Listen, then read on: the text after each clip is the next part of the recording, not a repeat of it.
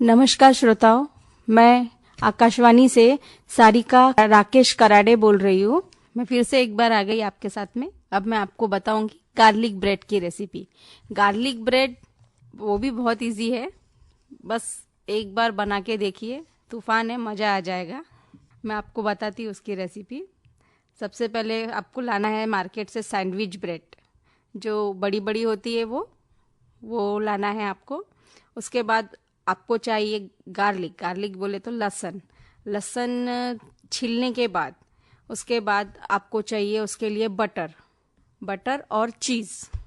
फिर आपको चाहिए उसके लिए चिली फ्लेक्स। और मैं आपको बताती हूँ अभी गुलकंद की रेसिपी। कई बार ऐसा होता है कि हमारे यहाँ मार्केट से फूल आ जाते हैं, तो जैसे दिवाली में बोलो या गणपति में बोलो, तो मार्केट से बहुत बार फूल आ जाते हैं गुलाब के। अपन मंगा तो लेते हैं, लेकिन कई बार समय बोलो या फिर काम के टेंशन में वो यूज़ करना भूल जाते हैं। बहुत बार ऐसा होता है कि भूल जाते हैं, वो फ्रिज में रखे या तो फूल खराब होते हैं या तो फिर घर में ही इतने प्लांट लगा लेते हैं कि उसमें गुलाब के फूलों की कमी नहीं रहती। तो वो गुलाब के फूलों को अपने को यूज़ भी करना आना चाहिए ना। या तो आप उसका गुलाब पानी बना सकते हो या फिर गुलकंद बना सकते हो। गुलकंद छोटे बच्चों को मीठा बहुत पसंद होता है, तो मार्केट से चॉकलेट दिलाने की जगह अगर 1 चम्मच गुलकंद रोज उनको अगर खाने के लिए दिए तो उससे बच्चों का डाइजेशन भी इम्प्रूव होगा। साथ में बच्चों का क्यों, अपना खुद का डाइजेशन इम्प्रूव होगा। उसके बाद में गुलकंद आँखों के लिए भी बहुत अच्छा होता है।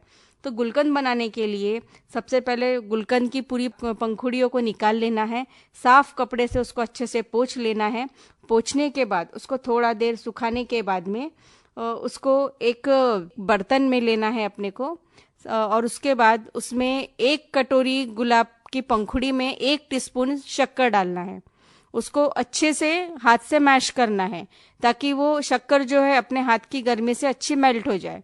उसके बाद में वापस वही मेथड करना है। अगर गुलाब की पंखुड़ी और बचकर है तो उसी मेथड से 1 कटोरी गुलाब की पंखुड़ी, 1 चम्मच 1 टीस्पून शक्कर, उसको अच्छे से मिक्स करना है। और थोड़ा सा गीला होने के बाद, जैसे वो शक्कर पानी छोड़ देगी, तो जब वो शक्कर पानी छोड़ देगी तो उसके बाद डबल मेथड से इसको पकाना है। डबल मेथड बोले तो कैसा, एक बड़ा बर्तन लेना है, बड़े बर्तन में पानी रखना है। उसके बाद उसके अंदर एक छोटा बर्तन रखना है और ये जो अपन ने गुलकंद हाथ से मैश किए हैं उसको वापस एक बर्तन में डालकर उसको पकाना है। गर्म पानी में रखकर उसको पकाना है। जब वो शक्कर और गुलाब की पंखुड़ी अच्छे से पक जाए तो उसमें अपने को डालना है आधी चम्मच सौंफ का पिसा हुआ मसाला। सौंफ, कच्ची सौंफ होती है अपनी, उसको या तो थोड़ा सा रोस्ट कर लीजिए या फिर कच्चा ही पीस लीजिए। उसमें 2 इलायची, हरी इलायची डाल दीजिए। इलायची डालने से गुलकंद का भी टेस्ट बढ़ जाएगा और एक खुशबू भी उसमें आ जाएगी। तो दोनों को मिक्स करके अच्छे से डाल देने का है गुलाब की पंखुड़ी गुलकंद में। उसके बाद में अब कैसा होता है, कई बार गुलकंद बनाने तो जाते हैं, लेकिन गुलकंद बनाते टाइम पे एक गलती ये हो जाती है कि कई बार बहुत से लोगों का क्यों बोलूं, मेरा खुद का हो चुका है कि वो जो गुलाब की पंखुड़ी है वो बहुत ज्यादा हार्ड हो गई। क्यों हार्ड हो गई? क्योंकि शायद कुछ स्किप हो गया था, उसमें स्किप हुआ था हनी। तो हनी बहुत जरूरी है, थोड़ा सा आधा चम्मच या 1 चम्मच उसमें शहद जरूर डालिए ताकि वो मुलायम हो सके।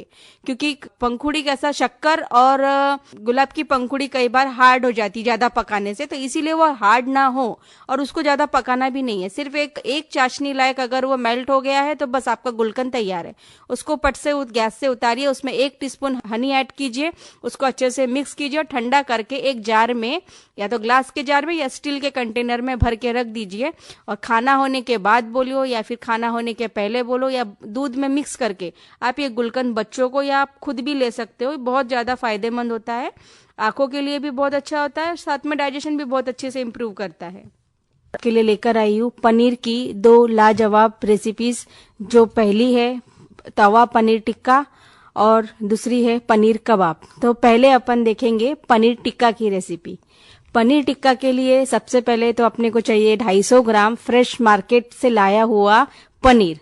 उसको बढ़िया धोने के बाद बारीक बारीक पीस करने के बाद उसके बाद लगेगा अपने को दही, भुना हुआ बेसन, कसूरी मेथी और 2 टेबलस्पून सरसों का तेल या फिर रिफाइंड ऑयल, आपको जो अच्छा लगता है आप वो ले सकते हो, और रिफाइंड ऑयल या फिर सरसों का तेल। सबसे पहले तो पनीर टिक्के के लिए प्रिपरेशन करना है कि अपने को दही जो चाहिए उसको अपने को हैंग करना है, यानी जो उसका जो बचा हुआ पानी है उसको पूरा अलग कर लेना है, और गाढ़ा गाढ़ा दही अपने को चाहिए। तो अपन सबसे पहले एक उसको दही को अपन पहले एक टांग कर, एक रुमाल में या फिर छलनी में टांग कर रख देंगे आधे या 15-20 मिनट के लिए। 15-20 मिनट में दही का पूरा पानी निकल जाएगा। उसके बाद में एक बर्तन में पनीर डालना है टुकड़े करके, उसके बाद में उस पे दही, और उसके बाद गरम सरसों का तेल, अदरक लहसुन का पेस्ट, काली मिर्च का पाउडर, गरम मसाला और कश्मीरी लाल मिर्च पाउडर, ये सबको अच्छे से मिक्स कर 1 घंटा 2 घंटे के लिए मैरिनेट करके रख देना है। साथ ही में इसमें आपको अगर टेस्ट अच्छा बढ़ाना है तो आप इसमें डाल सकते हो शिमला मिर्ची, प्याज के टुकड़े, वो सब डालकर 1-2 घंटे के लिए मैरिनेट करना है। उसके बाद में ये रेसिपीज इतनी अच्छी बनती है कि आप जरूर बना के देखिएगा। और ऐसा है ये रेसिपी आप इवन 8वीं-9वीं का बच्चा भी ये रेसिपी बना सकता है, ट्राई कर सकता है, बहुत इजी है। फिर 1-2 घंटे के बाद मैरिनेट होने के बाद में या तो आप स्टिक लीजिए, स्टिक अवेलेबल होगी तो स्टिक लीजिए, या फिर उसको एक पैन पे शैलो फ्राई कीजिए। पनीर टिक्के को शैलो फ्राई करने के लिए उस पे थोड़ा सा बटर, पहले पैन रखना है गैस पे, उस पे शैलो थोड़ा सा बटर डालना है। बटर डालने के बाद उसके ऊपर पनीर के क्यूब्स आपको रखना है बारी बारी से, या फिर आप अगर स्टिक पे लगाते हो तो स्टिक पे 1 पनीर, 1 शिमला मिर्ची और 1 प्याज का टुकड़ा एक लाइन से लगाकर उसको अल्टा पलटा के, अलट पलट के बढ़िया दोनों तरफ से शैलो फ्राई करना है। और उसके बाद में आप उसको निकाल लीजिए और साथ में इसको सर्व कीजिए आप गरम गरम हरी चटनी के साथ। हरी चटनी की रेसिपीज अगर आपको चाहिए तो आप जरूर बताना, मैं आपको जरूर बताऊंगी। साथ में टमाटर सॉस के साथ में ये बहुत अच्छा लगता है, आप जरूर ट्राई करिएगा। बहुत अच्छी रेसिपी है ये, आप ट्राई जरूर करिएगा। अब दूसरी रेसिपी की तरफ आपको लेकर चलूं तो वो है पनीर कबाब। पनीर कबाब की रेसिपी वैसे तो बहुत अच्छी बनती है पनीर कबाब, ज्यादा ये भी नहीं है कि बहुत ज्यादा आपको जावेगा नहीं या कुछ नहीं, लेकिन आप बना जरूर सकते हैं और बनाना जरूर, क्योंकि बहुत ही प्यारा लगता है ये पनीर कबाब। आपको उसके लिए चाहिए 250 ग्राम पनीर। पनीर को आपको अच्छे से धो लेना है, उसके बाद में उसको अच्छा कद्दूकस कर लेना है, या तो आप उसको किसनी से किस लीजिए या फिर हाथ से ही अच्छा मैश कर लीजिए। साथ में उसके लिए चाहिए आपको 2 बॉईल आलू, उसको भी साथ में क्रश कर लीजिए, या फिर उसको भी आप हाथ से ही बारीक क्रश कीजिए। उसके बाद आपको चाहिए बारीक कटी हुई हरी मिर्च, धनिया पत्ती और अदरक आपको अच्छे से छील कर लंबा लंबा उसको काट लेना है, ताकि जब वो पनीर कबाब में जब उसको खाते हैं तो उसका क्रंच जो आता है अदरक का, वो बहुत ही टेस्टी लगता है। उसके बाद में चाट मसाला, थोड़ा गरम मसाला, काली मिर्च पाउडर और 2 टेबलस्पून कॉर्नफ्लावर पाउडर। ये सब चीजों को अच्छे से मैरिनेट करके उसमें थोड़ा सा ब्रेड क्रम्स डालना है, जो अपने को ब्रेड क्रम्स मिक्सर में अच्छे से ग्राइंड कर लेना है, और उसमें पनीर के कद्दूकस किया हुआ आलू, साथ में चाट मसाला, गरम मसाला, काली मिर्च powder, 2 tablespoon cornflour powder, Kashmiri लाल मिर्च पाउडर, स्वादानुसार नमक, और सब मिक्स करके उसको अच्छे से मिक्स करके आप या तो उसको लंबे लंबे ऐसे गोल गोल ऐसे बॉल्स बना सकते हो, या फिर उसको स्टिक पे लगा के कबाब की जगह शेप दे सकते हो। कैसे भी करके आप उसको भी शैलो फ्राई कर सकते हो, या फिर आप उसको डीप फ्राई कर सकते हो, वो भी बहुत बहुत अच्छा लगता है। ये भी जरूर ट्राई करिएगा। और इसको भी आप सर्व कर सकते हो ग्रीन चटनी के साथ में और टमाटो सॉस के साथ में। अभी हमने देखे है तावा पनीर टिक्का रेसिपी, और उसके बाद देखे पनीर कबाब की रेसिपी। अब मैं आपको बताऊंगी इसके साथ खाने के लिए एक चटपटी चटनी की रेसिपी। चटपटी चटनी रही तो खाने में तो जो स्वाद बढ़ जाता है उसका आप पूछिए ही मत। चटनी खाने की जान है। तो चटनी की रेसिपी मैं आपको बताऊंगी हरे धनिये की चटनी और साथ में पुदीने की चटनी।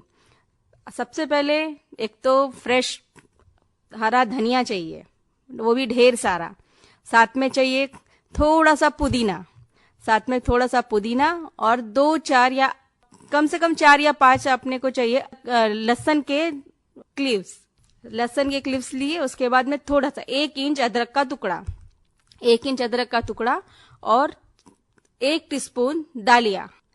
और अगर दालिया नहीं रहा तो आप शेंगदाने भी डाल सकते हैं, वैसा कुछ ये नहीं है, वो आप पर डिपेंड करता है। अब जो अवेलेबल रहा, हम ज्यादातर गृहिणियों के घरों में ऐसा होता है कि कई बार कोई चीज खत्म हो जाती, पर एन वक्त पे ऐसा होता है कि कोई आ गया है और अपने को अभी चटनी बनाना है, तो हरा धनिया या तो फिर दड़िया नहीं मिलेगा या फिर शेंगदाना नहीं मिलेगा, तो आपके पास जो अवेलेबल होगा आप उससे काम चला सकते।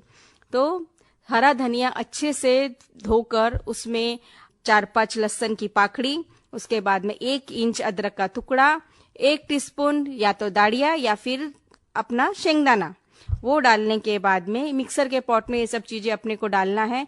उसमें डालना है थोड़ा सा जीरा, काला नमक और स्वादानुसार नमक। अगर आपके पास में अवेलेबल है तो उसमें नींबू का रस डालिए। ज्यादातर तो हरी चटनी की जान नींबू होती है, अगर आपके पास नींबू अवेलेबल नहीं है तो आप उसमें दही भी ऐड कर सकते हैं। जो अवेलेबल है उससे तो काम चलाना ही पड़ता है। हमारे हाउसवाइफ का स्ट्रगल अभी किस किस को क्या क्या बताएंगे अपन, क्योंकि क्या क्या मैनेज करना पड़ता है ये सिर्फ अपने को ही पता है। नींबू लीजिए या फिर दही लीजिए, तो उसको सबको मिक्स करके एक ग्राइंड मस्त घुमा लीजिए उसको मिक्सर में। उसके बाद उसको निकाल लीजिए और सर्व करिए। उसके बाद पनीर टिक्के के साथ हरी धनिया की चटनी और चटकारे लेके बढ़िया फैमिली के साथ बैठ के खाइए। आप होटल का पनीर टिक्का भूल जाओगे, एक बार घर पर जरूर बना के देखिएगा पनीर टिक्के का रेसिपी।